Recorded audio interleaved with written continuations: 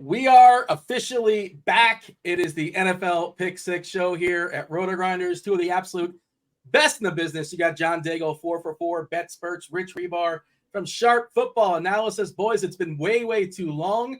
I've enjoyed your content in the offseason. Ready to talk some NFL DFS week one. I'm sure all your best ball takes were perfect. You guys, you're all going to win the $1 million. Congratulations on that. Cannot wait to talk NFL week one. John, welcome to the show. It has been too long. And last time we all saw each other, which we did get a chance to over the Super Bowl weekend, I, of course, got food poisoning.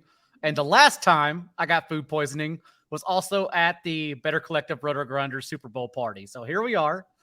Maybe this year, upcoming, I will, get to annoy Dan again. But more importantly, I will stay for the whole time.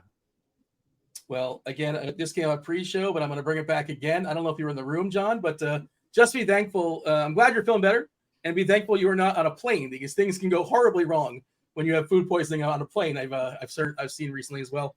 Bringing in Rich. Rich, you did not have food poisoning during the Super Bowl week. We enjoyed. We had a good time hanging out. That was good times for sure. Hopefully, we read it back once again this season. But that is really far away. It's just week one. Rich, welcome. We're talking about the end of the year. This is the start of the year. We're already looking forward to it. I'm looking ahead. I'm trying to get there. Dean, I'm curious, what piece of content of mine that I wrote was your favorite this summer? No. I heard you on a podcast. Nothing that you've written. I'm not going to read. I'm going to listen. Okay, I digest information much better. I don't want to put you in the spot, but I had a feeling. Also, to be fair, no one reads, Dean, so that's okay. I heard you on the Underdog podcast, Rich. I think I heard John in there too. I think I've heard both you guys there. I know you're all over the place, but no, I wouldn't just say that. I was just giving you a hard time. It's week one, Dean. I haven't seen you in a while. It's been a while for sure. Super excited. If this is your first time here, by the way, if your first time checking out the Pick Six show, where have you been? I don't know. Kindly hit that like button. Do subscribe. Turn on those notifications. Hit all the buttons. Do all the things. Why is it called the NFL Pick Six show? Well, we focus on 3 games. That's 1, 2, and 3. 3 main games on the main slate. We're not talking about Detroit, Kansas City, or Dallas and the Giants, Buffalo and the Jets. We're talking about the main slate. And after we talk about the 3 main games, we're going to run it back, give our favorite plays, position by position, quarterback, receiver, running back, and I suppose we are contractually obligated to mention tight ends as well. As always, John, your de facto role, it's your job. You picked the 3 games. You were struggling right at the gate, man. I guess we have 3 officially locked in. Batting first, leading off, Cincinnati at Cleveland. Cincinnati about a 2.5-point favorite going into Cleveland. Where do you want to start in that game? Dealer's choice, the Cincinnati side or the Cleveland side? I'll take the Cleveland, because that's where I think the slate is kind of highlighted here. One, I struggled with the slate because we'll talk about it when we get to positional plays, but I think we kind of lost the Seahawks-Rams game. Whenever Cooper Kupp was officially ruled out, it was leaning that way. But 2, I like it when lower rostered plays, not to say this game is going overlooked entirely, but over rostered plays, when they can hit, they have ceiling outcomes that can take down the slate, which I think both these offenses are. And more importantly, honed in target trees. Like, we'll talk about Dolphins Chargers, and if you get the Dolphins right, the ball only goes to 2 different players. That's pretty easy. You double stack Tua, it'll get there if he hits. Deshaun Watson and the Browns, I think is somewhat similar. Like, maybe it's Nick Chubb. We'll talk about that in a bit, who gets there. But for Deshaun Watson, I kind of think it's just easy to ignore what happened last year and assume a bullish bounce back is coming. Like, not only were the career averages last season and his 6 starts with the Browns completely wonky and off compared to his career average with the Texans. 8.3 yards per attempt with Houston, 6.5 yards per attempt with the Browns. A career low 4.1% touchdown rate with Cleveland. And then also the first time in Watson's career, he averaged less than 22 fantasy points per game, and he averaged 14.3. Just significantly off. Not to mention that at least we have a floor here. Not that we're going for floors in fantasy, but he did average 6 carries per game in those 6 starts, 8th most among all quarterbacks, with 3.9 rushing points added weekly. So if it all hits, I think like Deshaun Watson is a ceiling player, as he showed us in Houston, to get us across here in a slate where we have tons of quarterbacks to spend up for. Rich, are you buying a bounce back for Watson? I know you never really know what the beats, but the beats are collectively saying it's been kind of ugly for him, and you never really know what's useful and what's not. Like 80% of it is just nonsense and garbage, and 20%, I suppose, can be actionable. Not sure what is what. But are you buying a bounce back for Watson? I know he can't be much worse than he was last season. I've kind of got 1 foot in, 1 foot out. I see the path to it. It's one of these things like the offense that he ran in Houston. I think there's definitely some calibration, and we've seen so far in the preseason. It's a small sample, but Kevin Stefanski's trying to adjust more of what he wants to do to what Deshaun Watson wants to do. You know, in Houston, he was basically exclusively in shotgun. They ran a lot of open stuff. It was a lot of Deshaun Watson just kind of playing football. And that's not really what the Kevin Stefanski offense is. A lot more under center stuff, a lot more play action. And Watson really struggled with that the back half of last year. And, the offensive line was banged up. They played 2 games in like really shitty weather as well. There's just like a lot that happened, right? It's like, do we take this Deshaun Watson sample from the first 4 years of his career versus this, 5-game sample under unique circumstances?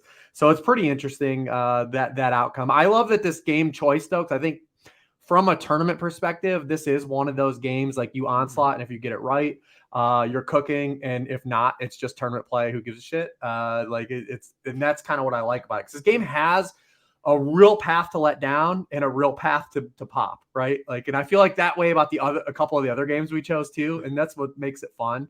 But yeah, Watson is pretty interesting. I've got like 1 foot in, 1 foot out. I don't really have a strong lean either side. I think the front half of the schedule is going to tell us a lot because they play a lot of pretty good teams to open the year. We have ready-made pairings on that Cleveland side, Rich. Cooper is 5.8 on DK, which seems really reasonable. Moore is just 3.8 as well. Obviously, week 1, the site's kind of like the prices are sort of friendly to those, dipping into the DFS water. So the cap is not very tight. So you're going to find a lot of value plays. But amongst those two, I guess we can throw Njoku in there as well. He's another guy that's getting some positive stuff out of camp. Who's your favorite pairing for Watson? Yeah, I think you start with Njoku in this particular game, just the way it matches up. We're going back and we're trying to look at some stuff from last year, trying to see some things are sticky. If they're not, week 1's always kind of tricky. But, you look at Njoku, he led the team in red zone targets when Deshaun Watson took over. The Bengals were 27th in receptions allowed per game to tight ends. The one game that, Njoku did face the Bengals with Watson last year, I mean, he had 9 targets and a touchdown in that game.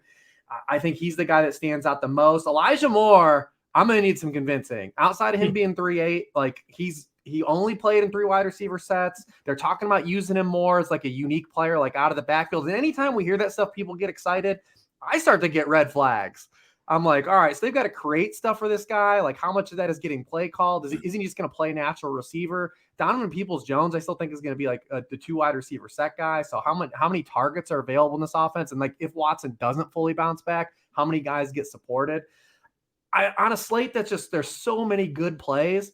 I have a hard time getting to Elijah Moore, even at 3.8. Like, I just have a real hard time. I kind of need to see it a little bit because I just don't think he's going to play a ton. And I don't think he's going to play enough, right? Like the Browns they played more 3 wide receiver stuff with Deshaun Watson last year, but it was still 20th in the NFL. I'm going to need, maybe John could talk me into some Elijah Moore. No, that's the point. Like, look at the screen right now, Rich. And I was going to guess my early numbers. I have Elijah Moore checking in at 19% rostered. And of course, Dean is showing the model right now on the screen for everyone. It's 19%. And like, imagine if we can then pivot instead to Amari Cooper and David Njoku if we're double stacking Watson. That's also why I love Njoku, because it's more of a game theory perspective that I don't have to play more at 3,800. And I can instead go to some of those 3K wide receivers we'll talk about at the end. Because yes, it's week 1. Pricing, as always, is soft since DraftKings and FanDuel dropped the slates on us last month. So I'm willing to eat more condensed ownership in week 1 for sure, just because the best plays are gravitating and getting condensed for that reason. But at the same time, if we can easily just say, like, we don't think Elijah Moore is in 3 wide sets or in 2 wide sets, and we also think someone else is soaking up the most important targets, the red zone and end zone targets, and Cooper and David Njoku, I think it's just a really easy pivot to get off of him. Yeah, I'm hearing that Moore is bad chalk. And like, I don't like speaking too much ownership on a Wednesday night. Obviously, the stuff changes. The slate is fluid, but he does project. I ran a bunch of optimals pre-show, and he was landing in Elijah Moore. That is a bunch of optimals. And maybe he's just somebody to get away from in tournaments, possibly a cash game play. John, how about Chuck? Let me ask you, Dean, in week 1, how much do you trust like the optimals? like versus like some of the stuff you want to do. Cause like, how much do you stock week 1 projections?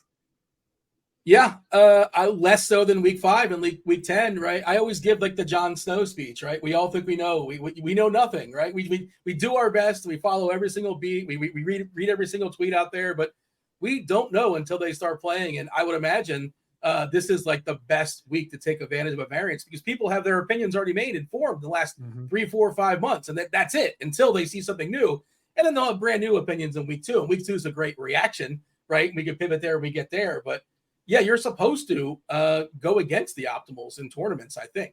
More so in week 1 than you would in week 10. That's my general read. Would you agree with that? Yeah, absolutely. I mean, it's, I don't want to say we don't know anything here. Like we've got assumptions and we've got like some North Star stuff to kind of follow. But yeah, I feel like when you're looking at like a projection, especially in a situation like this Cleveland one, I think it's highly volatile, right? Like we don't know how many. It's a team that hasn't thrown a lot under Kevin Stefanski, right? And then it's a team that hasn't played a lot of 3 wide receiver stuff. So like, how much can we really project, right? Like even if we're thinking it's going to go up, it's still kind of a gray area. No Hunt. Are they going to throw the ball to Chubb a little bit more this year, John? Terrific question. So we're all trying to figure out. Chubb, of course, hasn't recorded a double-digit target share at all at any point in his career.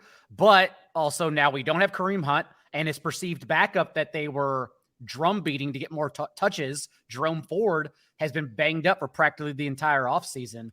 They did trade for Pierre Strong, who can maybe beat out Jerome Ford, but either way, those are the backups we're talking about. Rich also hinted at the offensive line. Last year, dead last in the NFL in yards before contact per attempt because also the weather, and they played the league's toughest schedule of opposing defenses. So there were just a lot of reasons why everyone was bad on offense for the Browns last year. But we know Nick Chubb, 5.6 yards per carry from 11 personnel for his career, including 7 yards per carry from 3 wide sets last year. And that's what the Browns did last season, was increase their rate from 11 personnel, 17th, which is Kobe Brissett. Deshaun Watson gets under center. They were top 10, 10th overall in those last 6 games. So even if they're spread out, Nick Chubb does seem like more of either a run back with Joe Burrow doubles or just a player we get on in general instead of Deshaun Watson if you don't have faith in the passing game and want to still pivot off Elijah Moore. Unless you got anything to add there, Rich, by all means, go for it. Otherwise, jump on over to Cincinnati. Burrow just announced that he's going to start. I guess he's fine with that calf. Another issue there, they lost their backup running back, Piron, now in Denver. So not much going on behind Mixon. Certainly he can be a workhorse this week. And then, Chase is one of the top receivers on the slate every single week. Your thoughts as far as the Bengals, Rich? Yeah, this one's pretty interesting on this side. I mean, Joe Burrow hasn't been a QB1 against the Browns in any of his past 3 starts. Last year was the QB22, the QB13, and that was a Browns defense that was by far objectively worse on paper and fired their defensive coordinator because they weren't good defensively. In those 2 games, only threw for 232 and 239 yards. He threw for under 7 yards per pass attempt against the Browns. Now the Browns bring in Jim Schwartz. They add Zadarius Smith. They add some defensive tackles. They're going to get rid of that wide 9 split. It's going to be interesting. Jim Schwartz actually was around coaching in 2020 and faced Joe Burrow. Obviously, this is a 1 sample start when Burrow was a rookie, but Burrow did throw for 300 yards in that game because Jim Schwartz historically has been an aggressive head coach, which would be counter of where the current defensive meta is in the current NFL and what teams do against the Bengals. Nobody blitzes Joe Burrow. And nobody plays man coverage against Joe Burrow. So it's going to be interesting to see how Jim Schwartz kind of calibrates, what he did in the NFL his last go round to what the NFL is right now. Denzel Ward's also in concussion protocol. We'll keep an eye on that too the rest of this week to see if he's available, because that could open up some things, for Jamar Chase. Not like we're scared of Denzel Ward, but obviously if Denzel Ward's not playing, it hugely helps. But nobody blitzed Joe Burrow. He was blitzed the league low 15.6% of the time last year. When teams did blitz him, 13.5 yards per completion, 12.9% touchdown rate, league high. So we'll see what Jim Schwartz kind of learned. But it's pretty interesting when you kind of look at how Burrow has played against this Browns team. They've given him fits and with far less talent and a far worse coaching staff. John, Bengals? I think Rich pretty much summed up the passing attack there. And more importantly, as much as we want to say like Hayden Hurst may not have mattered for this offense, before he suffered that ankle injury in week 13, he was averaging 5.5 targets per game. And now we have 24-year-old Irv Smith. I've heard Evan Silva say the joke is his knee is 34 years old, actually. So we think the target tree is just getting more concerted, which makes Burrow doubles really interesting between Chase and T. Higgins. When they were on the field together, Jamar Chase averaged a 27% target share to T. Higgins 21%. And then whenever T. Higgins returned from his injury to close out the year, in those last 7 games together, Chase's target share skyrocketed even more, 29.9% and 13.5 targets per game. So either way, I think you're safe. But just the fact that we're taking out like an every down tight end like Hayden Hurst, and there are fewer places to go with those targets, again, when you get an offense right, it makes it so much more better for tournaments where we can just whittle down the target tree, and that's kind of what this is. I don't want to actually you. I had to Google. I couldn't believe Smith was 24. He's 25, but still. Oh, sorry. I thought he was like 30. I couldn't believe his knees are 30. Yeah, that's the joke. Yeah. He turned 25 August 9th. So he just turned 25. All right. Rich, you're starting to make a stack as far as this game. What is which quarterback you going with? What's your run back if you're making a stack for this game? Yeah, I think if you're looking for just to play like the game script side, you would kind of lean towards Browns having to throw. I mean, they are underdogs, but they are short home underdogs, and short home underdogs that are in divisional matchups have historically been really good bets early in the season. So the Browns are definitely a live dog in this game too. You would think though, if they are a live dog, that it is off of the strength of Nick Chubb, right? Like, they're able to establish Nick Chubb. They're just running down the Bengals' throat. But that happened once last year, and then the second game it didn't. The second game, Nick Chubb I think ran 14 times for 34 yards. So like it is kind of volatile, but I think you would start there, and then you'd be looking at maybe like a Chase springback. We didn't even talk about Joe Mixon either. Yeah, he's in like kind of a very similar position as Nick Chubb, right? Because here you have two guys. Because Mixon actually had career highs last year receiving and still didn't play any passing down and distance stuff. He ran 18 total pass routes on third down last year. The year before, he only ran 27 pass routes on third downs. That theoretically could be open this year, but what if they play Travion Williams? What if it's still the same thing that's roadblocked? These guys all take a step of faith. We don't know how much they're going to play, but he's kind of in the mix too here. No pun intended, but he was god awful last year. I mean, he rushed for 100 yards in just 2 games last year. He faced the highest rate of light boxes in the NFL, and despite that, averaged 3.9 yards per carry against light boxes. It was 36th in the NFL. It's 39th in yards before contact, before carry. Just 8.4% of his runs over 10 or more yards. That was 34th in the NFL. So, I mean, he takes a step of faith because he was really bad last year in really favorable conditions. And Cincinnati knows this. Oh, go ahead. I was just going to say, and it's good for tournament purposes because I think he's going fairly overlooked in the slate. It seems like ownership's getting condensed, at least on Wednesday, around 4 or 5 different running backs in particular. So Mixon just kind of falls in line, I think with Chubb too, to where everyone's just sort of missing them on the slate.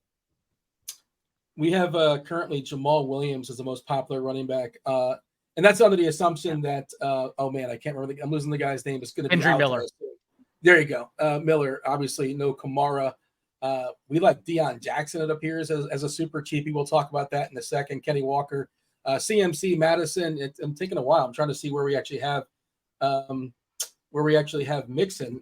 I think he's single digit. Yeah, 6-7% on a Wednesday night. Again, this stuff is fluid. It's open to changing, but worth noting for tournaments. You're going to say, John? No, I was going to agree. I was going to guess around 6-7%, which is a great percentage to play him at, especially if we are just taking on that risk and ambiguity that he plays on passing downs all of a sudden. Yeah, I think whatever quarterback you play the opposite running back, and that's how you create your stacks here. You can play it both ways if you want. Let's move on to game number 2. Game number 2, John, we got Jacksonville, the Jags at the Colts. The Colts are 5-point dogs here at home. 45.5 is the total. It's a mess there in Indianapolis. It's a mess as far as their running back room. Jacksonville, everybody's super excited about Calvin Ridley coming back. Start wherever you want to start as far as Jacksonville and Indy. Well, we haven't seen this edition of the Jaguars and Trevor Lawrence offense. Last year, of course, no Calvin Ridley. I know everyone is overreacting to Calvin Ridley's back shoulder long catch in the preseason, but nonetheless, like Calvin Ridley's the player who can unlock this offense. Trevor Lawrence was 20th and pass rate on targets 20 yards deep last year. Just basically didn't go deep at all. And now we have Calvin Ridley, who the last time we saw him play led the league, at least in that stint that he was in for a month and a half, in targets 20 yards deep. He's the guy that gets open over the top. I imagine we see a career high rate in 11 personnel and 3 wide sets for this offense. So given his rushing attempts per game, also Lawrence, that increased year over year from Urban Meyer to Doug Peterson, I do think Trevor Lawrence is quietly like a ceiling quarterback in this game. Also, it's one where the total and team totals keep on sneaking up, as if like we're expecting the Colts to be able to bounce back. So something that just stands out to me.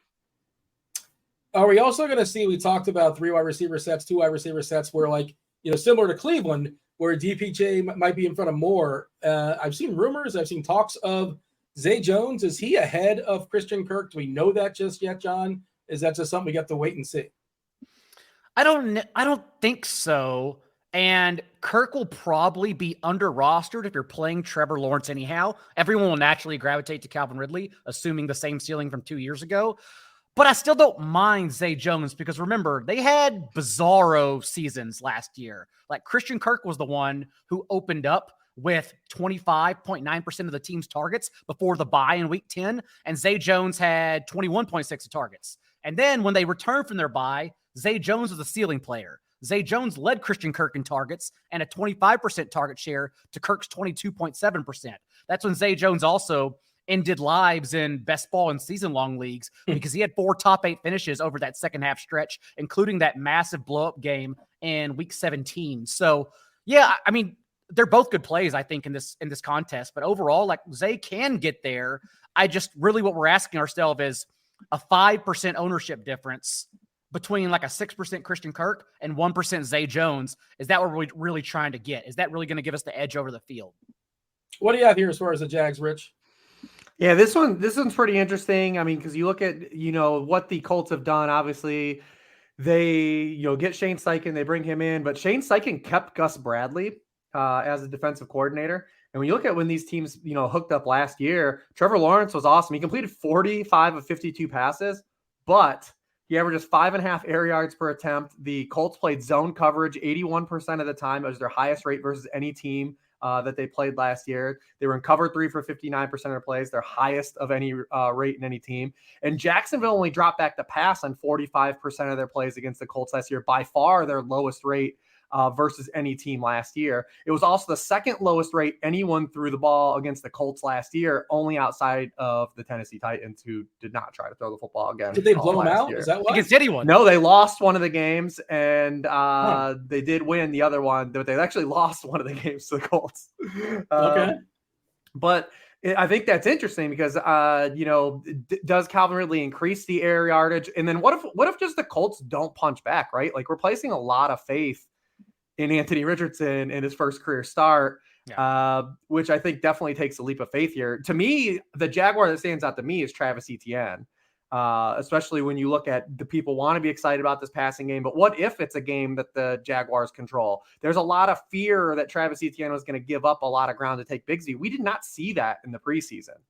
With Trevor Lawrence in the game, and granted it's a small sample, but like Etienne played 67% of snaps, 65% of team rushing attempts, 63% of the dropbacks, even cashed in a goal line carry, which he couldn't do last year. If this is a game where the Jaguars control game script, Travis Etienne, I think, is a great leverage play off of that Jaguar passing game. Now, the downer for Travis Etienne is you can't play him really in cash despite that, because once again, the preseason, he didn't have a single target. Didn't catch more than 3 passes in a game last year. He ran 314 pass routes last year, which was 12th, but was 51st among 69 running backs in target share per route run. So I think he's more of a leverage tournament play. But I think when you look at, if you believe the Jaguars win this game and it's not a close game, then Travis Etienne has to be on your leverage board. We're seeing about 8% or so currently. Again, on a Wednesday night, grain of salt, yada, yada. But he's probably not going to be terribly heavily owned, and you like him in that dome as well. John, what do you have as far as ETN? Feel free to jump over to the Colts. And Richardson's really, really cheap, and he's got legs. He's got a great mixtape from Florida. I'm not a big college football guy, but I know he's expected to struggle a fair bit. This is expected to be one of the worst teams in offense. Maybe you play him naked. You can certainly pair him with a guy like Pittman. Pierce Downs, that's kind of ambitious. I suppose you can do that as well. But, your final thoughts as far as the Jags, and then jump over to the Colts. Naked would probably be the way to go here, since you're really just depending on his rushing upside. And I think the argument against him in DFS is, do we need it? Since this is a week, again, with everything released last month, that pricing is so soft, you can kind of just go wherever you want to go anyways. So we may not need to save the salary, but we do know what he's going to do. Like at his last 2 years in Florida, 8.1 carries per game, 55.5 rushing yards for 12 rushing touchdowns. The reports out of camp are that Shane Steichen, who has also ran RPOs and back-to-back seasons at a top 2 rate with the Eagles and Jalen Hurts, somewhat of the same mold, an elite athlete who they really just need to develop his passing through the air. The reports are Steichen has been pulling from high school and collegiate playbooks. Like, we may even get the annexation of Puerto Rico in this game. We have no idea what's coming from Indianapolis. So I think my argument is more of a 12 to 15 carry running back, or 12 to 15 carry quarterback. That's what we're trying to talk here. And then running it back with like a Travis Etienne as leverage, or maybe your favorite Jaguars receiver, whether or not it's Calvin Ridley. I think that's kind of the argument here, just because it's so hard to depend on anything else. Even if we look at their backfield, like Zach Moss right now, limited on Wednesday with that broken arm. We don't know if he's going to play. If he plays, he probably leads in touches, honestly, barring another injury. That's been the report so far, that he's going to start. It was 2 bad coaches in Frank Reich and Jeff Saturday, but they did lean on him for touches, Jeff Saturday in particular, whenever they no longer had Jonathan Taylor when he was injured at the end of the year.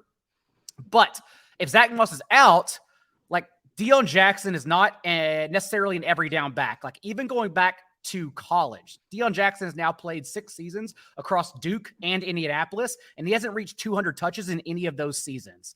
But last year, played on over 40% of snaps in 4 games and reached a double-digit target share in all 4. He averaged a 15.7% target share, which would have ranked 6th among all running backs, extrapolated over the full season. So we know Deion Jackson, if it's just a 2-headed committee with Evan Hull, can at least earn targets. Not necessarily that you're stacking with Anthony Richardson, but those are just kind of the 2 options I'm honing in on, unless Reebs wants to sell me on Michael Pittman or Alec Pierce. I don't want to. Yeah, and I mean, you look at the Deion Jackson at the start against the Jaguars last year, and he had 10 catches. I think banking on Anthony Richardson to throw to running backs to the levels that Matt Ryan and the Colts quarterbacks did last year, I think that's asking quite a bit. We got a pretty good tell of what we're going to, and listen, Anthony Richardson is going to be a player that has highs and lows. He was that type of quarterback in college. He has not made a lot of starts.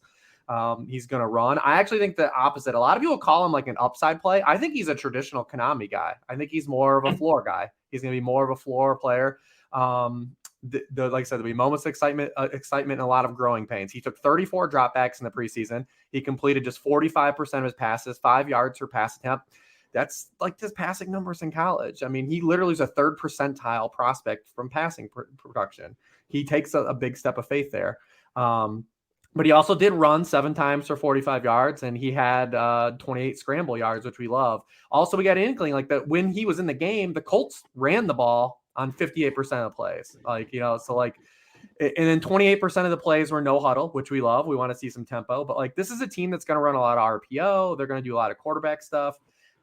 So it just is, it's probably not going to be like this thing where you're going to get like this big run out of passing. And I think that's fine on FanDuel for cash if you want to play him as a cash quarterback. DraftKings takes more of a step of faith because are you going to flirt with any of the bonuses? Like you could maybe flirt with the 100-yard rushing bonus, but like it's tough to just bet on getting 100 yards from a quarterback, even for a guy like Anthony Richardson. He's not going to sniff that 300 passing. I don't think we're going to get close to there. So on DraftKings, I think he's a little tougher play than he is on FanDuel because you could get the rushing touchdown. You sent the deal with the bonuses. But as far as like any of the Colts go, and also if you're playing him for the rushing bonus and like you have Lamar Jackson and Jalen Hurts on the same slate, like how about we just go for the rushing and passing bonuses? What about that? Yeah, not just the same slate, but a slate that like you're not really begging for salary savings. We're not at like week That's the 12 game where theory, everything's kind of yeah. priced up. It's tough. Like I'm not sure. I don't know through it Richardson. I think that Jackson seems like kind of sort of like bad chalk. You might catch like 5 or 6 passes for 40 yards or something like that. Maybe he falls in the end zone and you feel pretty good about yourself. But I don't know, man. On this slate, I don't know how you get I don't know how you get to Deion Jackson, man. There's too many plays. That's kind of where I'm at. And there's too much good value as well. And you got to make a certain number of lineups. And is he in your pool? I suppose. But, tournament wise, if you're making 100 lineups or 150, I don't do that necessarily. We'll see what we're doing as far as week 1, whatever kind of overlay may be brewing out there. But I want to be under. I want to be under on Jackson. And does this all go away, Rich, if Moss happens to play? That's a 3-headed monster. I think, no one's going to really play him. I don't think if Moss is active, so we don't really have to get there. Yeah. All right. I guess you could. We didn't talk about it, but I mean, Evan Ingram's kind of live in this game just based on the way the tight end pool is playing out this week. Here we are already in week 1, and it's just a savage wasteland. It's Luke Musgrave chalk week is where we're at right now. Yeah. 4-7 for Ingram on DK. You're feeling pretty good about that. I think he's kind of a little overpriced. Which is kind of interesting. Obviously, we're without. I mean, he's $100 cheaper than Tyler Higbee, and this is a guy that has he is like a true ceiling. Like he showed like true spike weeks last year. He also led the team in targets both games against the Colts because of all that zone coverage Gus Bradley played.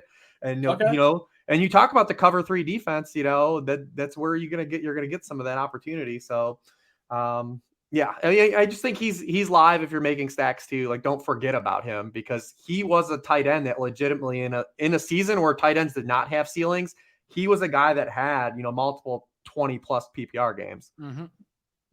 Musgrave is 2.9, and who knows what's going to be left of Green Bay when their game starts. And we'll talk about that about Musgrave because I have takes too. Also, remember it's Wednesday. Remember, Wednesday practices mean nothing, guys. Friday's the big deal, I suppose. Right? Yeah, that's the one you want to Wednesday monitor. practices. I know it's week 1 and it takes a while to get back into, but like Wednesday practice, let's not get caught up in it again. All right. Let's not get caught up in the muck too much on a Wednesday night. Let's move on to game number 3. Game 3, biggest total on the board, 50.5. Miami at the Chargers. Chargers 3-point favorites here out there in LA. I'll let you start this one, Rich. Pick your side. What looks more appealing to you, the Chargers or the Dolphins? A-Chain, by the way, you said practice means nothing, but good sign he practiced in full on a Wednesday night. Well, I mean, this is one of the games I'm looking the most forward to because I want answers from Mike McDaniel, right? Like you go back to last year and the Dolphins' highs were so high.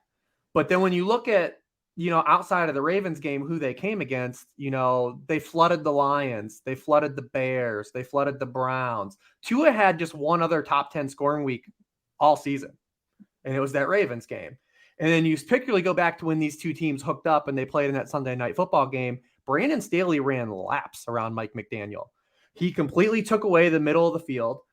In that game, Tua was 6 of 14 for 52 yards, throwing inside the numbers, and they looked lost. In the total of the game, he was 10 of 28 passing for 145 yards with a touchdown. There was just one game last year in which a quarterback threw 20 or more passes and completed a lower rate of throws, and it was a Justin Fields game. So I want to see Mike McDaniel's had to have been stewing on this game for a long time. And I want to see how he counterpunches. What does he do to adjust for what was kind of exposed their offense a little bit last year? So I'm really excited to see kind of what happens, but there is kind of a step of faith here. The other thing too with this game, and John kind of hit about it earlier, is like, yeah, we know we can double stack Tua because the target shares that Jalen Waddle and Tyreek Hill had. But remember, from week 3 on last year, from that Ravens game on, both sites made it extremely hard for you to do so. It's hard to play Tua, Tyreek Hill, and Waddle all in the same lineup. Even in week 1, where there is salary everywhere, it's hard to fit those guys in. Like, you are paying a lot of your salary to jam in those 3 guys in a game condition where 2 of the 3 guys were outright awful last year. And Tyreek got there because he had one 60-yard touchdown and then picked up a fumble and ran at 57 yards for a touchdown. So they do take a step of faith, but as a football fan, this is one of the most exciting games for me in week 1, because I want to see how Mike McDaniel kind of answers how teams countered what he did well last year. And he's a guy that I think deserves like a step of faith to have some faith that he's going to adjust and make some things. I'm just real curious to see what he does. I wonder, though, if it's going to include running the football a lot more. And we know you can still run the football on the Chargers. It's been consistent in that scheme.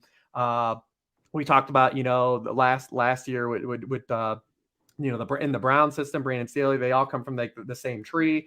And the Chargers, once again, were a team we target running backs. And Raheem Mostert stands real out. Everything's kind of broke his way. Jeff Wilson Jr. placed on IR. Devin Achane, even though he's practicing, was kind of buried in the preseason. I wouldn't be surprised if Salvon Ahmed's just the outright RB2 to start the year. So, I mean, what if it involves, leaning on the run game more and kind of exploiting the way the structure of this defense is with the run game? And Mostert was a guy who's really good last year. What do you expect, by the way? You're kind of you're curious what McDaniel's going to do. And I think, look, from the sidelines, I think he's one of the smartest, coaches out there. I think he's going to figure it out. Talking about as far as counter-punching. What would you anticipate? You're talking about maybe running the ball and just the Chargers welcome that. They'll give you 5 yards in the ground at a time, I suppose, which we don't want that from a DFS perspective. And maybe if I'm hearing you right, you're saying possibly fade this game, even though it's the biggest total on the board. Yeah, I think that from a large field stance, I think you do want to come under a lot of these plays. And I think there are some good plays here too. Maybe real small field stuff, single entry stuff, you go for the onslaught. But I do think in large field, I think you do kind of want to be under on this, because the other side of this too is the Miami Dolphins defense. I don't want to just eat up all the shot clock on Daigle here, but the Miami defense is being soaked up right now. Yeah. Yeah, but the Miami pass defense is going to go through a litany of changes as well with the hire of Vic Fangio. And you also had David Long, in the middle of that defense. And, over his past 10 years in the league, Fangio has had a top 10 defense in passing yardage allowed 8 times. He's also no stranger to Justin Herbert, because his last stop in the NFL was head coach of the Denver Broncos, where he faced Justin Herbert 4 times. And in those 4 starts, Justin Herbert only eclipsed 20 fantasy points in one game. And it was just barely over 20 fantasy points. So I definitely see a path to where this game is tighter and maybe lower scoring than people think it could get. You got the ball, John. 2 minute drill. I also am worried about this game. I'm actually kind of glad Rich falls in the same line, because I feel like I'm the only one who's been pouring water on this one, just because I'm worried. And again, want answers. Rich mentioned at the top of the show, understanding matchups that could pop, but also we could easily paint how this game goes wrong. And that is because Vic Fangio, I think, is the biggest part here. Just the fact that the Dolphins, even when they played Justin Herbert in week 14 last year, blitzed him on 51% of his dropbacks, and he completed 17 of 26 passes against him. That's not going to happen with Vic Fangio. Vic Fangio is basically the reason and responsible for making the NFL harder to watch, because he practically created 2 high safeties. He's the reason why all these quarterbacks are now struggling to make explosive passes. And that's how they're going to handle Justin Herbert. It's a double-edged sword with the Chargers offense, because on one hand, maybe we can say Herbert was the QB 17 in points per game last year because he only played 23% of his dropbacks with both Keenan Allen and Mike Williams on the field, since both were just constantly injured last year. At the same time, though, I don't know whether or not to believe the reports coming out of camp, and I prefer to ignore them. The fact that Kellen Moore suddenly shows up and Justin Herbert starts throwing deep. Maybe he does start throwing deep, but I attribute his 25th and 36th ranking the last 2 years in depth of target, not to the offensive coordinator, not to Joe Lombardi, maybe a little bit of it, but it's the fact that Justin Herbert dropped back and saw Jalen Guyton running deep every time he looked up. And nothing's changed. It's the same offense. It's still Keenan Allen, Mike Williams, and Josh Palmer reportedly starting in 3 wide sets over Quentin Johnson. Johnson, who is actually one of the worst wide receivers in the nation and contested catch rate and downfield opportunity plays. Quentin Johnston, as big as he is, he's big Brandon Ayuk. You get him the ball underneath, you let him create yards after the catch. He looks like Mike Williams, but he plays like Brandon Ayuk. And so to me, the offense didn't change anything to make Justin Herbert go downfield. That's why I worry about the constant reports. So I think Austin Eckler is very safe because he's Austin Eckler. And I love Tyreek Hill because Tyreek Hill was not 1A, 1B to Jalen Waddle with Tua on the field last year. It was Tyreek Hill in an island of his own with a 32.5% target share. And then Jalen Waddle was all the way down at 22.7%. So I like those skinny stacks in this game. There are players and a lot of talent in this game that do kill you, that if they hit their ceiling, they do win. But overall, I think both of us is just painting enough question marks for me to say, yeah, if everyone's flowing this way, I just generally don't mind zagging. This also speaks to the whole question Rich was asking you for as far as week one, how you handle projections. And this game is going to project well because, we are attracted to high totals. This is the highest total on the board.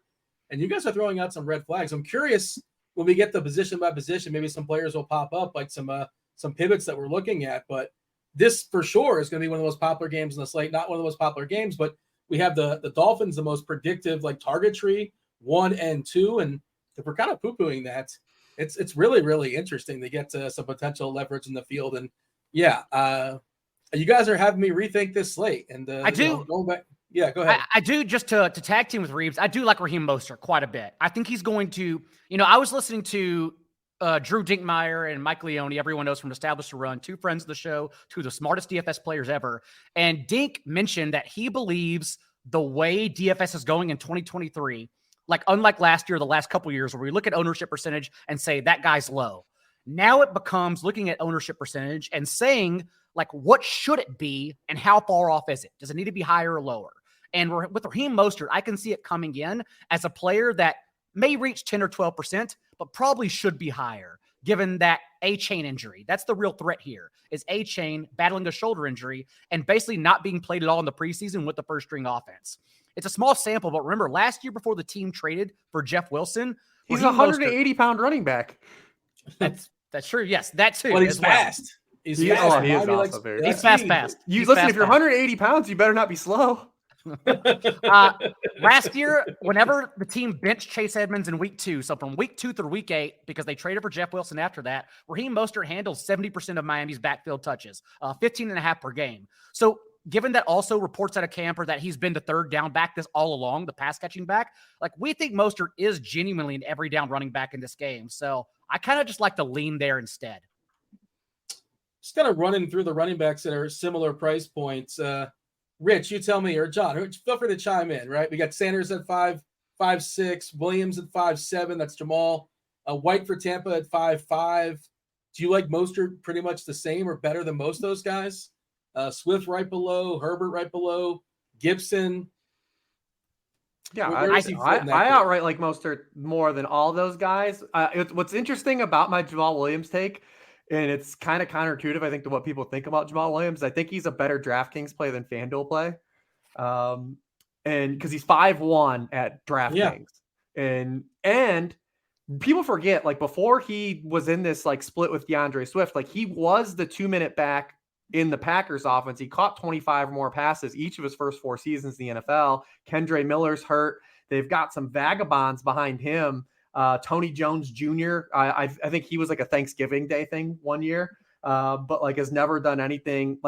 He's probably going to be a full 3-down guy, at least in week 1 if Kendre Miller can't play. But then he becomes touchdown dependent. But the Titans have been not just a 1-year sample, a multi-year sample, where their defensive front has been awesome. They allowed one running back to rush for more than 66 yards in a game against them last year.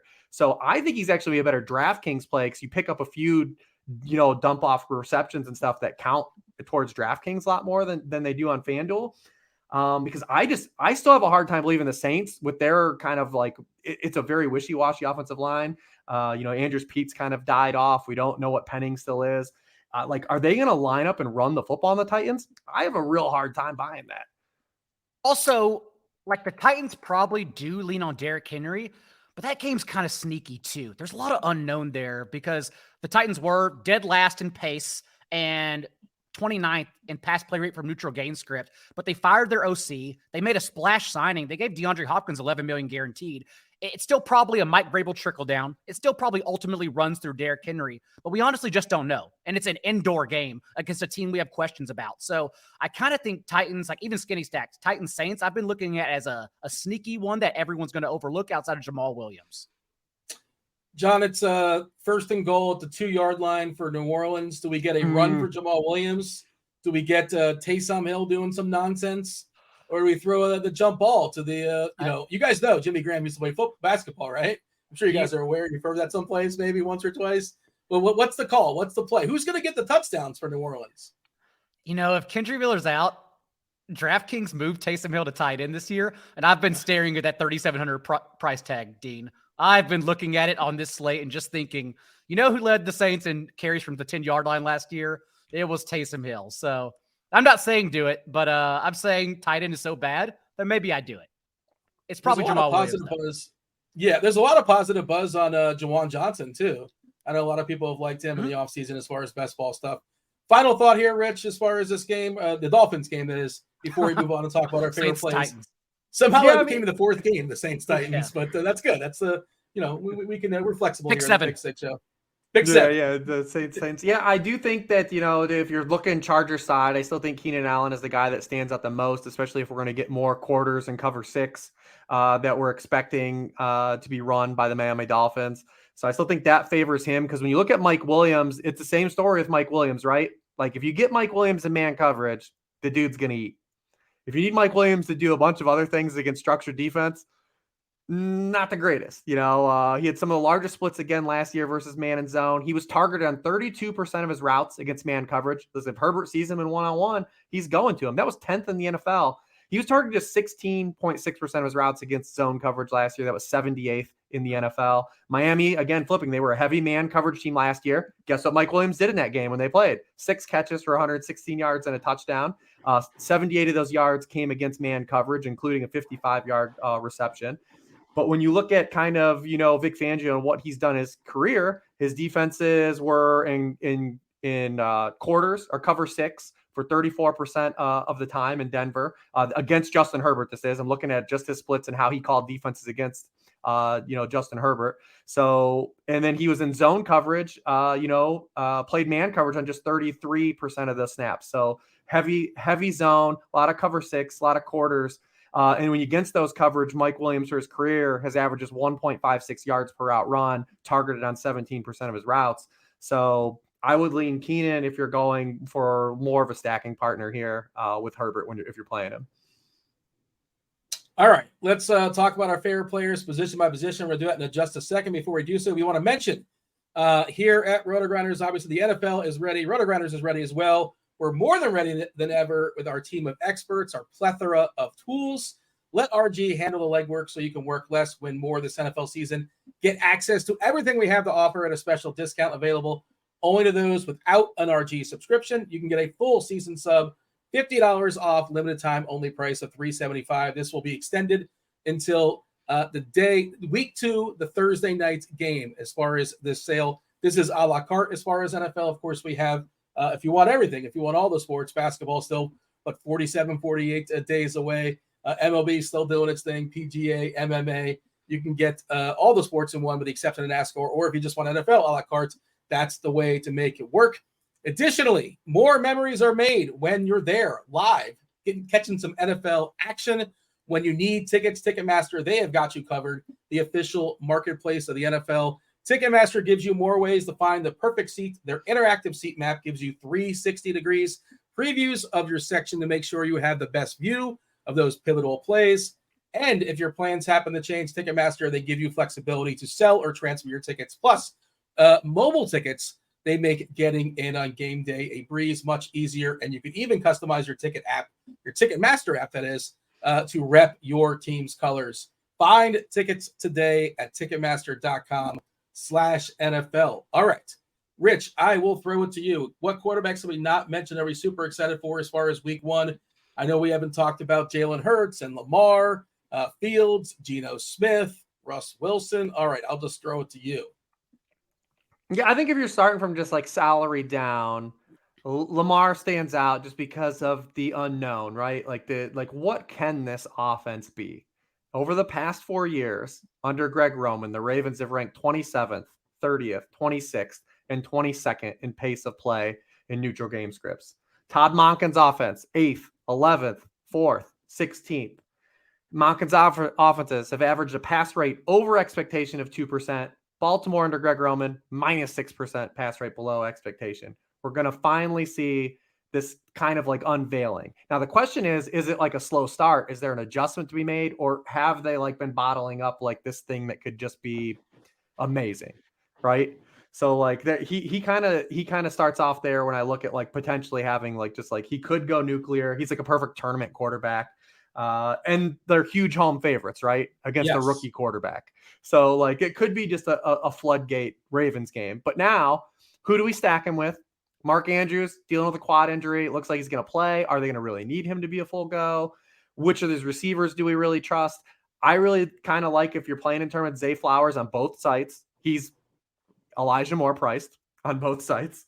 So you have another Elijah Moore pivot. If Elijah Moore is going to be that highly owned and people are going to follow that in the optimals to that degree, I think there's a lot of upside there. Because I think with the Ravens, we already know they're going to ease Bateman back. Like Bateman probably won't be 100% snap player. And why would they play Odell for 100% snaps, right? Like he's probably going to be more of a guy they ramp up. So I think just naturally Zay Flowers is going to be the guy that's going to play the most snaps out of the three wide receivers, although I do think all three play.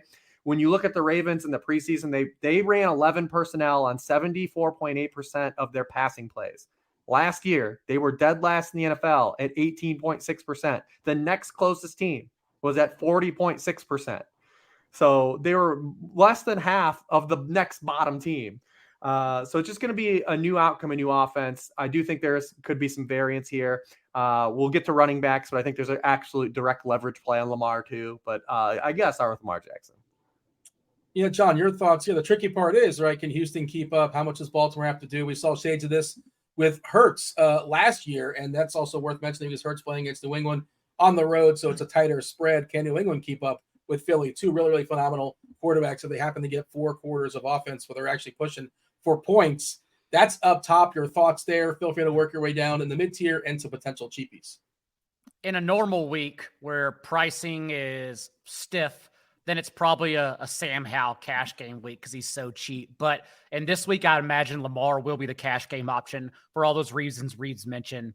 He also touched on the only reason I'm a little bit concerned because like the Texans have already put 2 starting offensive linemen, Juice Scruggs, their starting center, and Titus Howard, their right tackle, on injured reserve to open the year. And the Ravens were one of only 2 defenses to blitz on over 50% of their snaps during the preseason. The other being Wink Martindale for the Giants because, of course, he couldn't control himself. He has to do it no matter what. So, yeah, that's my only concern. But I lean to Jalen Hurts. I think this Patriots-Eagles game, you can see the smile on my face, is pretty hot. I think it could be fun. Last year, Eagles obviously played the easiest strength of schedule by every metric, and they played at the league's fastest pace in the league and threw 19.5 pass attempts in the first 2 quarters of games. When it became the second half, they trailed for the lowest rate of plays because they played no competition and averaged just 11.1 pass attempts over those last 2 quarters. Changed significantly. Not only that, but on the surface, if you look at the Patriots defense, maybe it's good. It ranked 3rd in EPA last year. And this is something we talked about all last season to close the year, was that New England actually went 8-0 against rookies and backups. And they allowed 10.7 points per game, a league best mark in those 8 games.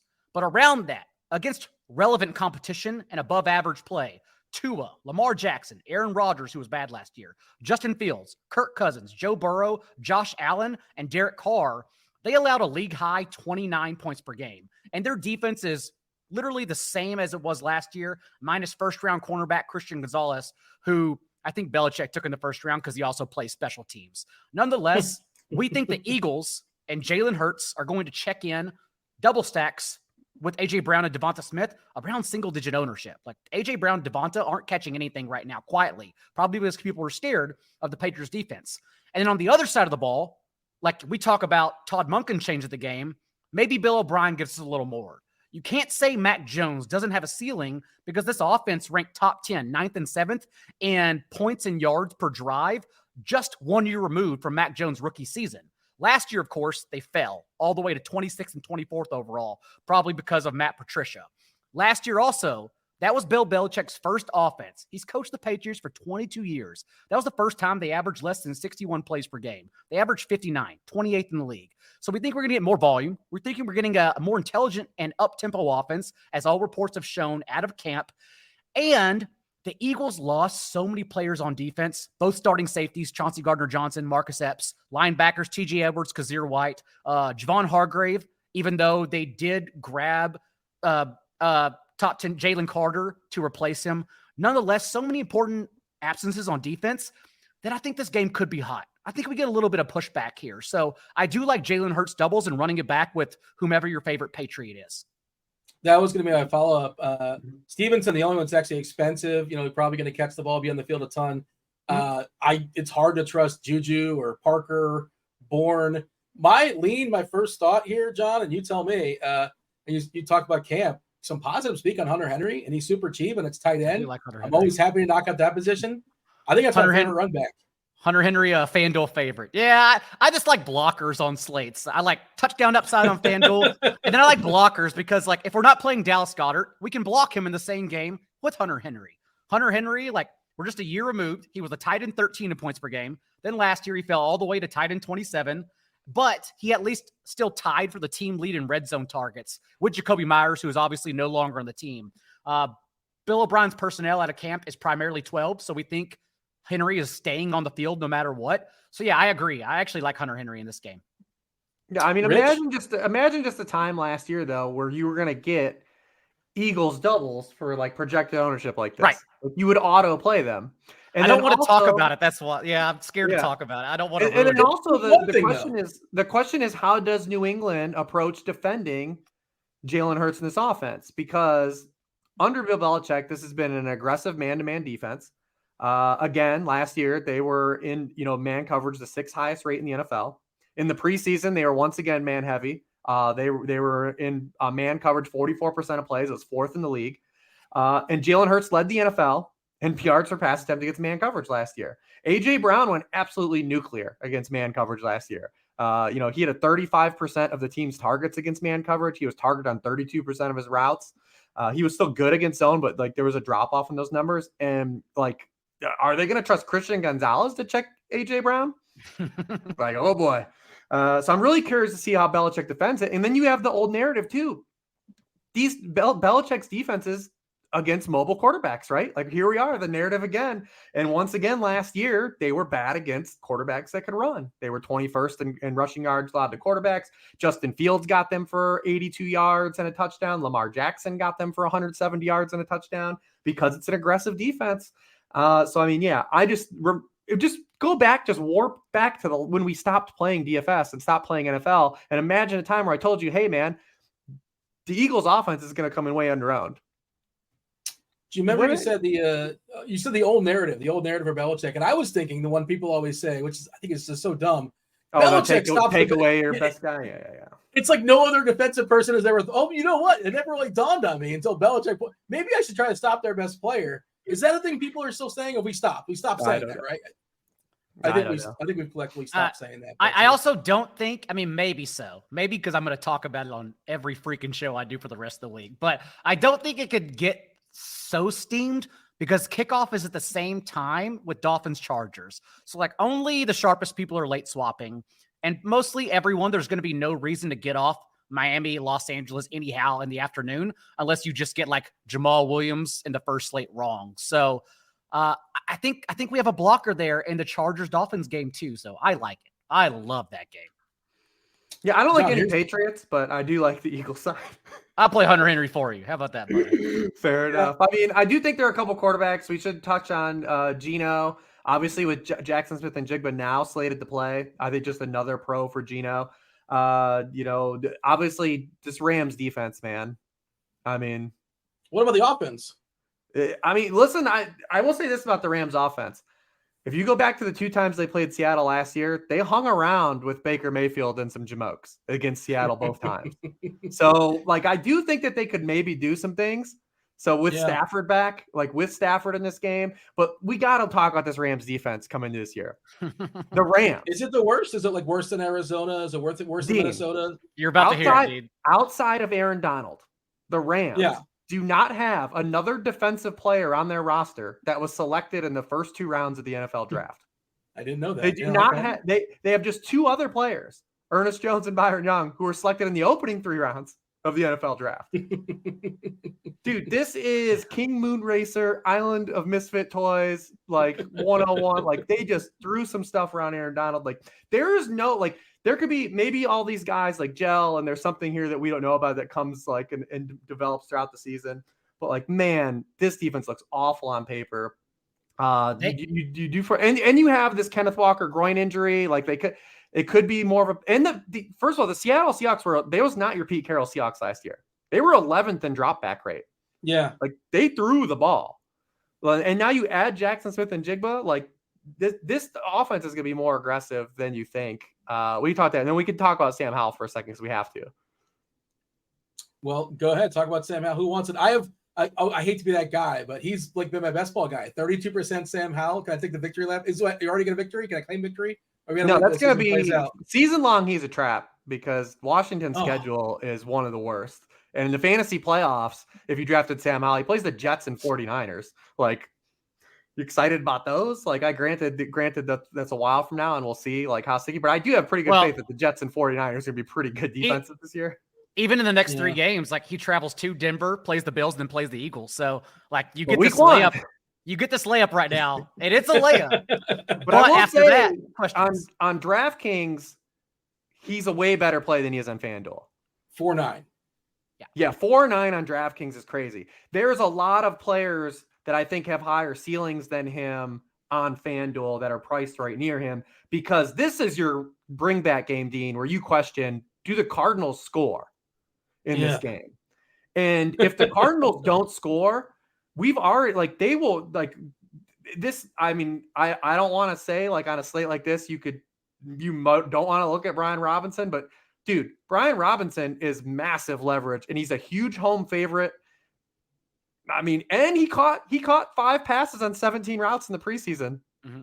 Like, he is massive leverage on this slate, and we would never ignore a running back that's a huge home favorite in this. And the Cardinals defense was terrible last year against the run. They had 15.5 rushing points per game to backfields, 4.7 yards per carry to backfields. I mean, it's gross to say Brian Robinson is massive leverage, but he is. And he's Jahan Dotson leverage, because Dotson, I think, will triple up his ownership. But what about McLaurin might play now, so it might at least pull it in. That's true. It's only Wednesday. You're right. Yeah. He says he's going to play on a Wednesday night. He's dealing with that toe, right? Turf toe. I feel like we're just kind of talking about the Washington in general now.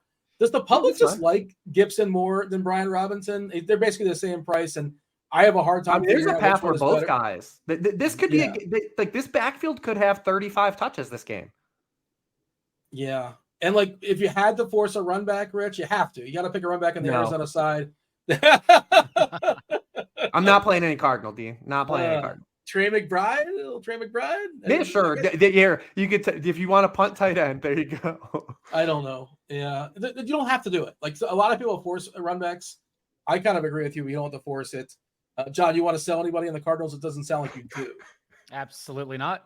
No. Okay, fair enough. I mean, I wouldn't either. Like, I know people all offseason long have been like extrapolating Marquise Brown's target share without DeAndre Hopkins, but like, what does it matter? Like, what does it matter if someone has a 24% target share, 40% of the team's air yards, and Josh Dobbs passes for 120 yards? What does that target share do? And also, I mean, Brian Robinson, who is he the same price as?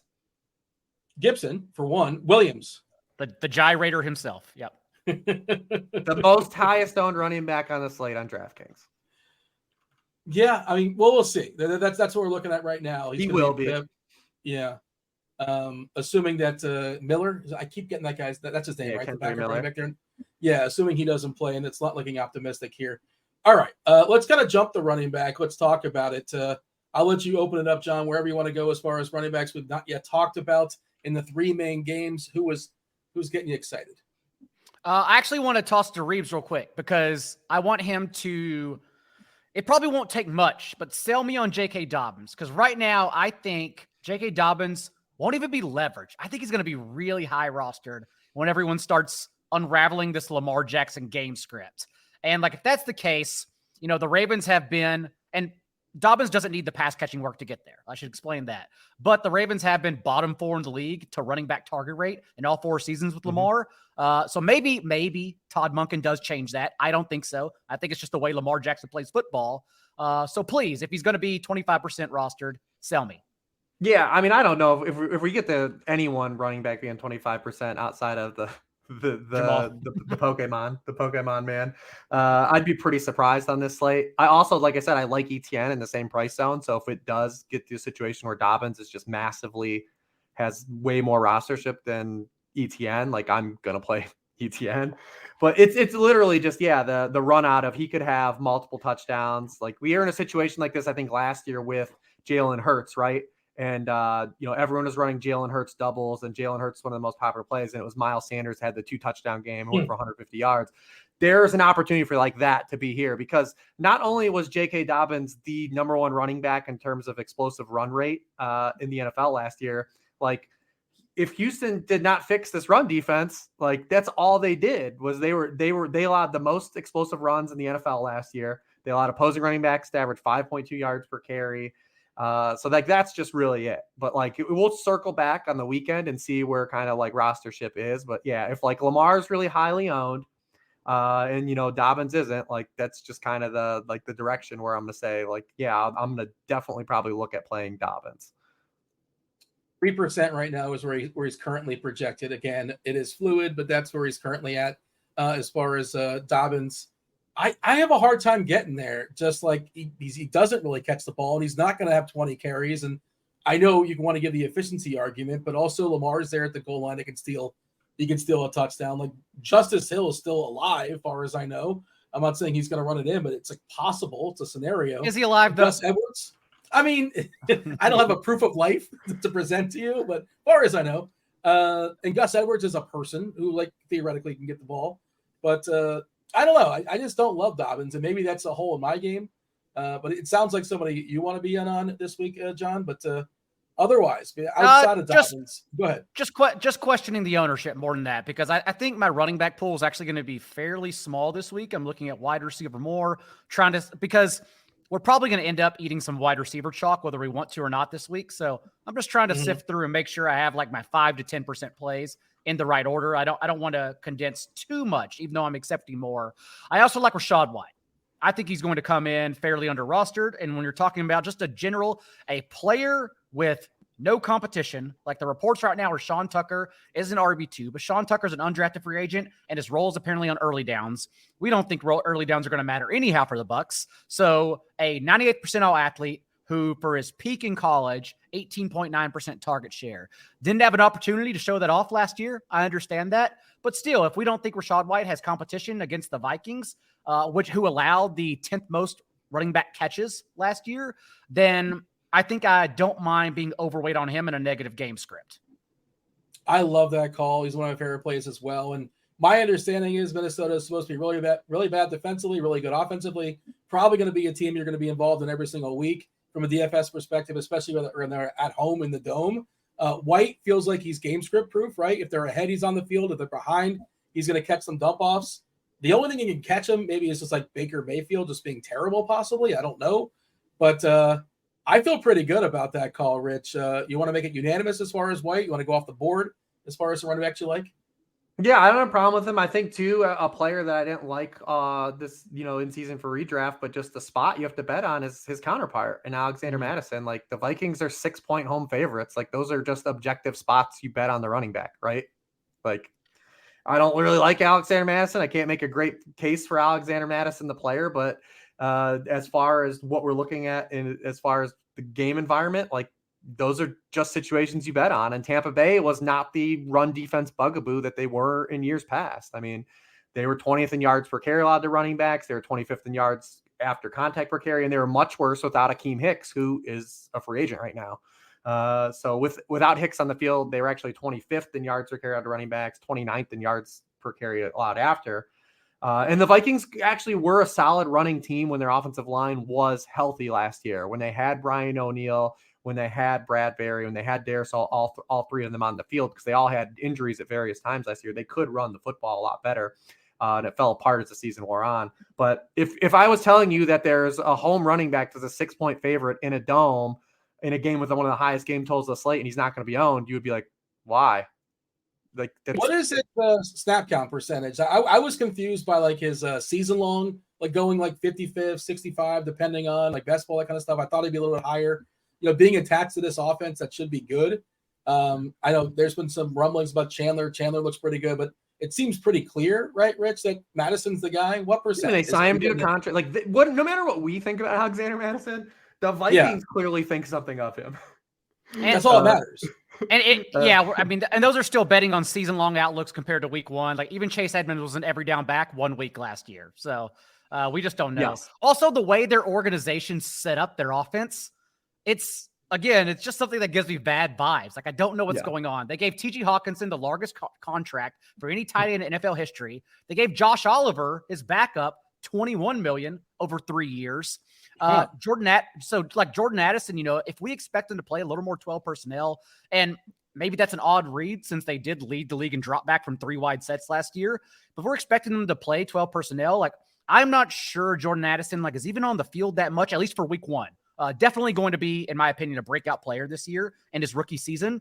But for the first couple of games, we could just be seeing BC Johnson over Justin Jefferson again. So it's kind of a situation where I look to either Justin Jefferson or Alexander Madison. And that's how I play the Vikings. It's amazing how Hawkinson's year feels so much better after signing that contract, right? I think he's good to go. Whatever. Did he have a couple injuries? He was sort of that was sort of floated out there, and then he signed that monster deal, and all of a sudden he is good to go. Anything else we should point out here, Rich, as far as receivers? As far as running backs? Yeah. Let's see. Who else did I miss on there's that a ton. thing? There's ton. I will say, too, Aaron Jones is a standout. The Bears, both games, the Packers ran all over the Bears last year. And if we know Romeo Doubs, he came into this week with a hamstring injury and hasn't practiced. Yeah. So we can kind of stock that he's trending negatively. Christian Watson didn't practice. Again, it's Wednesday. We'll see if he practices Thursday. But if we do run into this game where the Packers are a little bit light at receiver and Jordan Love's kind of first start, not his first career start because he did start against the Chiefs 2 years ago, but don't remind him. And the Bears just don't completely read. Their defense just isn't that much better. I think the Packers anyways are going to they have a clear signal that they want to run the football a lot this year anyways. We could see Aaron, and then we could see him catch a bunch of passes too if the receivers are down. But Aaron Jones stands out as just because he's the perfect kind of tournament play. You look at last year in the games Aaron Jones scored a touchdown, he averaged 25 PPR points per game. In the games he didn't, he averages 10.4. These are the kind of guys you take some shots on. So the Bears, they allowed 5.1 yards per carry to running backs. In the 2 games against the Packers, they gave up 412 total yards to the Packers running backs. So I think Aaron Jones, especially because you can run some nice tight minis there. You can run Fields plus DJ Moore plus Aaron Jones. You can add the punt tight end and Luke Musgrave, who we're going to talk about in a little bit too. But I do think Aaron Jones warrants some consideration as well. Anything else here, John, as far as running backs? We didn't really talk about, up top, Bijan or CMC. Certainly people are aware of their existence. Anything that's worth pointing out? Do you want to jump to receivers? I bet the Steelers money line. That's I like only pointing out running backs. Okay. Are you a truther as far as Warren? Is Warren your guy? No. I like Warren. Warren's fun. But that's not the reason why I bet him. But no CMC for me this week. I was trying to whittle it down. If George Kittle doesn't play, where do we go send the target share to? But even then, probably a lower scoring affair. There's so much going on with the 49ers. We don't know Nick Bosa's condition. He's probably fine. George Kittle practiced as of Wednesday. Just lots to talk about. Plus the total it just keeps on going down. Isn't it at 41.5 now? So not really that exciting. Yeah, you have 2 defenses that can rush the passer now that Bosa's back. The other thing, too, is the 49ers are elite against the run and added Javon Hargrave. Good luck. One of my favorite stats last year is the 49ers only allowed 1 running back to have 100 yards of scrimmage or more, and that guy ended up playing for them during the season. That's pretty good. That's a good stat. Who was that guy? I'm trying to think who it was. Who was the guy that Christian McCaffrey. Am I losing the name? Oh, well, yeah, of course. Duh. Yeah, that makes a ton of sense. All right, let's move on. I'll start wide receiver though. Yeah. I'll lead off wide receiver for us. I mentioned not being high, but I have question marks about the Titans offense. I don't know what they are. And maybe Derrick Henry kills me. Maybe Derrick Henry gets scripted out. But either way, Treylon Burks, he's been battling a injury throughout preseason. And so maybe he's just a hair limited. And if so, we know at least last year without Marquise Brown, DeAndre Hopkins was still elite at his age 30 season. Like he still averaged a 27% target share in those 5 games without Marquise Brown. So we think he can show up and earn plays, and we think there may be some volume for both sides of the ball here. So I do like DeAndre Hopkins just as a straight volume earner. And then I wanted to sneak in Raiders, Broncos, specifically to talk about Devontae Adams, because the Raiders offense is kind of going overlooked in this matchup. The top 5 offenses last year to end their drives with points were, as expected, the Chiefs, the Bills, the Eagles, and the Lions. That 5th one was the Raiders, except those other 4 offenses finished top 4 and scoring a touchdown on their drives, whereas the Raiders finished 2nd with a field goal because they just didn't punch it in. They finished 26th in red zone scoring rate. But we think there could be bounce back. Perhaps that was because Derek Carr. We don't know. Something was wrong. And Devontae Adams was one of only 2 receivers, Tyreek Hill being the other, to soak up 30% of his team's targets. So it just seems like a great matchup for Devontae Adams as well, especially since everyone's playing Stoneman Marvin Mims on the the other side. Yeah, Marvin Mims 3K for sure. Wait till Brandon Johnson runs more pass routes than Marvin Mims. People are going to lose their mind because you should just be, listen, the guy everyone should be playing is Cortland Sutton in that game. Mm-hmm. Yeah, 5.2K Sutton. And Mims is going to Judy might play. Judy He's not going to play. Okay. You feel confident about that? Who knows? I feel like 90% they're going to at least hold him out. They're going to wait because especially risk of injury, re-aggravation with that. Like, I think he's not going to play week 1. Okay, fair enough. But obviously, if Judy does play, it does lower everyone else on that. But Cortland Sutton ran 183 routes last year with Judy off the field on those routes, 2.2 yards per route run, 29.7% of team targets, 40% of team air yards. Obviously, Marvin Mims wasn't on that team, but obviously he's still going to be kind of the focal point of Judy's out, especially week 1. Also, when Judy missed week 11 against the Raiders, he had 5 catches for 80 yards in that game. That's part of his track record against the Raiders, who are defense that they had to add Marcus Peters in the 11th hour defensively. He's been a wide receiver 2 or better in 5 of his past 8 games against the Raiders, include both year ago. So, I mean, he stands out. I think Mims for 3K, like you could do worse. Especially when you look at what he did in college. He had 20 touchdowns in college.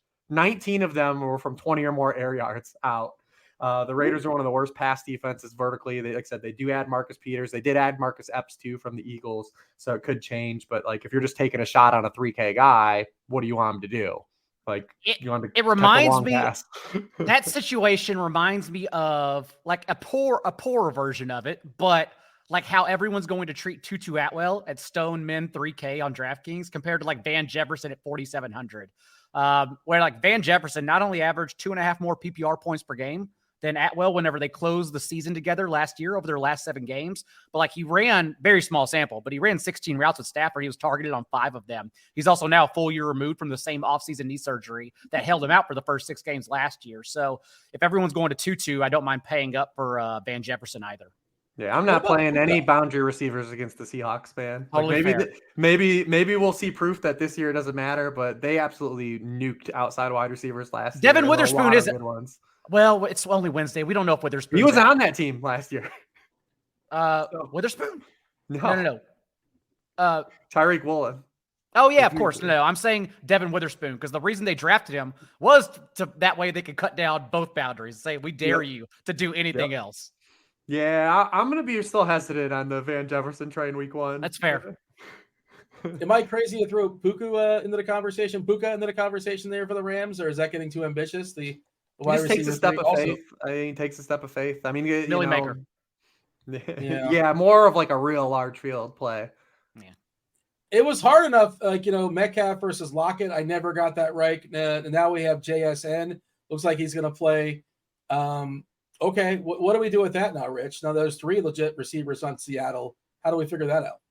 I still am on DK Metcalf, and especially against this secondary, like where he was really good against the Rams, and that was going against Jalen Ramsey every week. That these teams played. I also just think JSN impacts Lockett more because Lockett is a guy that played in the slot more. Lockett played in the slot on 37% of his snaps last year compared to 15% for DK. that's really all Jackson Smith and Jigba did in college. It's not that he won't play outside in the NFL. It's just that, we've seen him basically dominate playing slot receiver in college. And the easiest way to just get him acclimated is have him come play that. And, you have Lockett run more vertical stuff. Also, Lockett, as good as he is, and I know he's the fantasy darling, he always beats ADP. Like, he ran pretty hot last year on his actual opportunity. In games where he played with DK Metcalf, he had 24 fewer targets when the two were on the field together. I think people overlooked DK Metcalf's actual usage a year ago because it actually changed. He was a full field wide receiver for the first time in his career. It's because the first time in his career, he had really shitty touchdown luck. And he led the NFL in end zone targets still.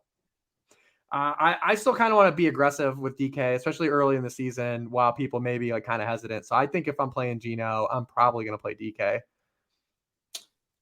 Whatever you have there, John, as far as Seattle, feel free to go off the board or team situations that are worth monitoring when it comes to receivers. Nope. Rich said it all. And I think that's about it for me. We'll see. I got two more. Go ahead, because we'll see what the Packer situation is. That's what I'm kind of watching. But I think everyone will probably catch on to Jaden Reed also at 3K at the minimum. Yeah. If whether Christian Watson plays or not, if Romeo Doubs is out and everyone's going 18 to 20% Marvin Mims, like Jaden Reed's right there, 20% target share in all 4 seasons in college across Western Michigan and Michigan State, 20 carries as well, was getting jet sweeps and carries and concerted targets in the preseason too. He's small, but he plays so much bigger for his size. He seems like a player that could break out as early as week 1. So we'll see what the Packer situation where everyone goes as of Friday and Saturday. Rich, you had a couple more? Fire away. Yeah, I mean, I think Dennis Moore Jr. is in play. I think that the Bears are going to make a concentrated effort to get him the football. We saw him have explosive plays in the preseason. Like, this was a scheme, if you remember. I mean, the Bears, when just Justin Fields didn't take sacks, they were a top 12 scoring offense. If they can just protect him a little better, but they were scheming shot plays to just bombs like Equanimeous St. Brown. And then when you look at the Packers, they were 28th in points per game allowed to wide receiver ones last year. They were 30th in yardage to the wide receiver one targets. So you have a natural stack there. And the one guy we didn't talk about in that Houston situation is Nico Collins. I think he's a natural bring back in that game because you get great shot plays. I mean, you look at last year, he led the Texans in targets each of the final 4 games. He was the kind of guy that was the lead wide receiver in the preseason with CJ Stroud, as much as people want Tank Dell to be a thing. He had a 91% route participation rate with CJ Stroud in the game. He had 30% of the team targets, 35% of team air yards from CJ Stroud. He was targeted on 29% of his routes in the preseason. And CJ Stroud was just a more accurate downfield passer than what Nico Collins had a year ago. Now you have no Marlon Humphrey for the Ravens. And this was a team that was already exposed last year on the outside. They were 27th in the league in completion rate allowed on wide receiver targets 20 or more yards downfield. They were 28th in targets 10 or more yards downfield in completion rate allowed to wide receivers. So I think if you're running these Raven stacks, if you're running Lamar, if you're running Zay Flowers, like, you have a guy built in on the Texan side that's probably going to get no play. I don't think anyone's playing Nico Collins. Only as a run back, basically, like the way you're presenting him. That's kind of the way he's going to get played. Probably wouldn't be an a la carte piece. By the way, speak to this, Rich. I had to Google. I know the bit, but I'm like, DJ, what's his middle name? Denniston. It's Denniston Oliver. Denniston Oliver Moore, aka DJ.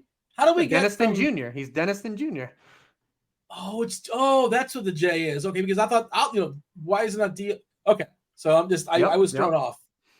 All right, never mind. I didn't know he was a junior, but okay. Yeah. But fair enough. I just it threw me off there for a second because I wasn't aware what his middle name happened to be. We have tight ends to acknowledge. We got to acknowledge the existence of tight ends. Mark Andrews is the highest projected. Oh, go ahead. No, I'm saying, do we have to acknowledge them? Well, I mean, we just did just by saying that we acknowledge their existence. We've kind of mentioned several in passing, none of which glowingly, I don't think. I'll just sort of like, yeah, I guess you can play Hunter Henry. I suppose he's cheap as a run back, yada, yada. Andrews is out there. Hawkinson. I'm told that this is going to be the greatest rookie class ever of tight ends. John, do you not agree? I know It's one of the tougher Yeah, positions. the problem to is adjust two of them to. aren't on this slate. The two with the best Yeah. matchups aren't on the slate. And the other one's steamed up because he's the cheapest on DK, and everyone's just going to play him because of the price, not for any other reason. And that's my thing. I don't have a teardown of anyone playing a 2.9 tight end, whatever. Do it. I will say this though.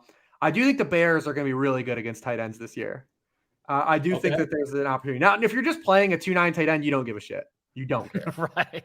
But I All will the say end zone. they spent all their money on two of the best coverage linebackers in the NFL, and Tremaine Edmonds. And the Bills for years have been one of the best teams against tight ends because of Tremaine Edmonds. And then they also signed TJ Edwards, who was 8th in pass coverage grade last year. So I do think there's going to be a market improvement just based on where the Bears spent their money in terms of coverage linebackers. But at 2.9, who am I to push back? I think Cade Otton is interesting on DraftKings, though, as a direct pivot, I will say. And no one wants to hear that because of Baker Mayfield. And we talked about another Tampa Bay guy already. But just at 3-3 in a game where the Buccaneers could be forced to throw a lot, being just road dogs, I mean, I don't know, whatever. John, are you as enthusiastic as Rich is as far as these tight end the collection? I thought you were going to say about Cade Otton. I was like, well, Cade Otton. Probably not Cade Otton. Otton did run a route on 84% of dropbacks without Cam Brate last year, those 7 starts. So Cam Brate's not on the team, Dean. That's the best I can say. You can't play him on FanDuel. You just got to hope for the 3-3K on DraftKings as leverage off Musgrave that, like, you get Luckbox to a touchdown. He has like 5 for 40. Spending up at tight end, is that going to be a little bit different this week, John? Andrews, we're looking at 12%, assuming he's good to go. He's currently dinged, but it seems like he's going to play. We'll see. Stay tuned on that. I mean, we already covered the game and Rich talked about it, but I still think David Njoku is my favorite play to spend up for. Everyone remembers George Kittle scorching the earth with 5 touchdowns to close the year. But in that stretch, even though Njoku was tight end 13 points per game, like, he was the only other tight end to match George Kittle with 40% of the team's red zone targets. He was getting targets where it matters most. So, like, that's what I care about, the opportunity. And if we're trying to sneak him in there, since everyone instead is paying up for either Mark Andrews or Tyler Higbee, I will pay up for David Njoku. All right. We like to finish strong. We never do because we always end on tight ends, but that's just kind of where we're at, I suppose. I know last year we talked a bunch of movies. Maybe we'll work that into the show as we kind of. We're bringing the contest back, right? We won. Listen, we gotta do it. Yeah. Dean, when it gets like November and it gets 4 p.m. and it's dark in the Midwest and it's cold, so none of us are going out and the clicks go down, but the quality has to stay as high. Like, we need the movies. I'm telling you, that saved my soul last year. Keep the movie contest going. On the Dean, real fast, what was the best movie you've seen this summer? Street Fighter. Oh God. Do you go to the movies? Are you like a movie goer? I know you watch a lot of movies, but do you go to the movies? I used to have the AMC pass where you can go up to 3 times a week for like $20 a month, and it was incredible. I used to go all the time, and I stopped doing that. So I've not been to the movies for like a year. I've yet to see Oppenheimer. I want to see Oppenheimer. If you could endorse it, and is it worth putting on? I've seen it twice. It was okay. You went and saw it twice? Yeah, I saw it twice. Man, I love Nolan, so yeah, it's good. It just feels like a history. You can now rent this movie, but Across the Spider-Verse is out. Oh yeah. That's a sequel, right? I've seen the original. We watched it when I won in the contest last year. Yes. Loved it. It's excellent, Dean. Yeah, I would watch that. I enjoyed the first one as well. Jesus, Triangle of Sadness might be the best movie I saw, but that's not a movie I would recommend to the masses. It's like a 2.5-hour movie. It's kind of a comedy, kind of a dark comedy, but it's not necessarily funny to most people. There's some Swedish spoken in it, I believe. It's definitely not a movie I want to throw out there as like a broad recommendation, but some people will love it. Well, what about yourself, John? What's the best movie you've seen the last year? It's probably what Reeves mentioned, like Across the Spider-Verse, the second one. And I only watched the first one because Reeves made us since he won the contest. And then I ended up absolutely loving it, the artwork and everything. So that's probably it. I did go see all the summer blockbusters. I'd have to think through them all, though. It's been a while. I'll tell you, on the eve of the NFL season, we're recording this on a Wednesday night. Thursday, of course, Detroit and Kansas City. I was flicking through Amazon Prime last night, and I'm like, you know what? I know how to celebrate the upcoming NFL season. 2 for the Money, starring Matthew McConaughey as John Anthony with Al Pacino. I mean, Yeah, that's what I'm watching tonight. I'm watching that tonight. That's going to get me in the mood. It's going to get me ready to grind. Not a some good NFL. Movie, but it's. I actually watched No, that it's last not great. weekend. I watched it It's last not weekend great. for the first time. Oddly enough, What'd you think? it's terrible. But it's fun. It's a fun terrible, is it not? Yeah, the acting it's overdone given what their role is for basically being salesmen. It's very odd. Especially because like we're kind of in that industry, but kind of not, and don't take it like that serious. Like here we are talking about that movie. We don't take it as seriously. Yeah. It's strange. But we have to bring the contest back, is what I'm saying. And didn't we say we should open it up to the public? How do we do that? We were supposed to figure out how to do that, and we have yet to do that. But Don't you just like that is a good idea. Don't you just tweet? Can't we just like tweet out the link and then it fills and the winner like puts in the chat or like email Sosa or something? But how do we hold them to? We can't force people to watch the movie and give us like a book report. Like how do we hold? No, them just to who that? wants to come along for the ride. They pick the movie and we still have to go through with it. Are they jerks like me or are they kind like Rich? That's the question. Okay, yeah, we'll figure it out. We'll definitely make it work. We want to week one. We'll run the 4-man. Yes. Okay, with producer Steve, you're talking about, or Yes. with nobody from chat. We'll kind of figure out as far as the chat goes. Yeah. When it comes to week 2, and yeah, you know how there's a such thing, John. Like you gave us, I think it was you that gave us, Jesus, Street Fighter. the remake. No. Okay, I'm thinking of like good bad movies. I think that was just a bad movie, but it was like really really bad that it was kind of funny at some moments. But like the Adam Sandler movie where he went to prison, that was the remake. That was a bad movie. Longest Yard. Kind of Yeah, entertaining still. I still think it's fun. Yeah, it's that's kind of where I see 2 for the money. And again, like a sports gambling movie, and it just reminds me of watching like those like half-hour infomercials when I was a kid, like watching these people trying to sell. This is my lock of the century. It's kind of becomes a. You've seen that before. I'm sure you've seen it spoofed before. You also gave us Sideways, and that movie speaks to me. I had never seen it before then, and it's my kind of movie. So yes, it was fun last year. Not drinking Merlot. Yeah. That director has a new movie coming out with Giamatti again. That's on its way. I think this fall. It's almost out. I think it's about to be out. I'm looking forward to it. That's Alexander Payne, I believe. Is that correct? Yeah, and Giamatti is the lead again in this one. There you go. Giamatti is super solid. They're hooking back up. Give the people the socials, Rich. They're here for 95 minutes or so for all the NFL content, a little bit of nonsense at the back end. I assume they know. I assume they're following, but it is week 1. We probably picked up a few new people here and there. Let them know where you're at, where they can get your content. Let them know where they can follow you on all the socials. Yeah, absolutely. At LordReebs on Twitter. I've already put out the week 1 worksheet. So, I mean, if you want to check that out, we're, obviously running, early season promos. You can use Save 40 for 40% off, anything on the site. If you are inclined to go and read a bunch of musings that I did not speak about here. John? At NotJDaigle on Twitter. I've already put out the week 1 waiver column, which FFPC waivers ran tonight, I believe. So we're going to go check that out.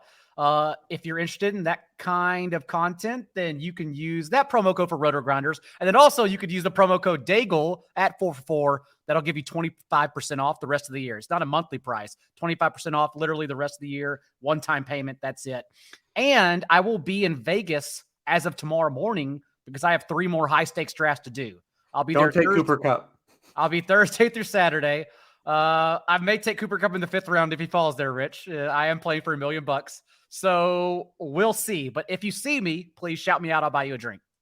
That is awesome. Congratulations, man. Enjoy Vegas. I turned down a trip just a couple days ago. Somebody was offering to take me, and my brother's heading out there. And I'm like, I probably can't go. I got to stick around for work-wise. But you enjoy yourself. That's going to be a lot of fun for sure.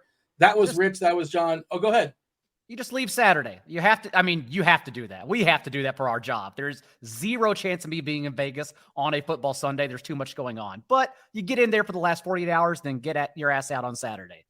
Are you staying downtown? I was thinking about staying downtown, the place that, with the ridiculous screens that are outside. Like nobody goes downtown. Everybody stays on the strip. But God, I can't remember the name of it. The new place that has the ridiculous like pool and all the big screens. It's not Park MGM, right? Is it something else? No. That's on the strip, Park MGM. Yeah. I don't know why. I should just ask you that off air.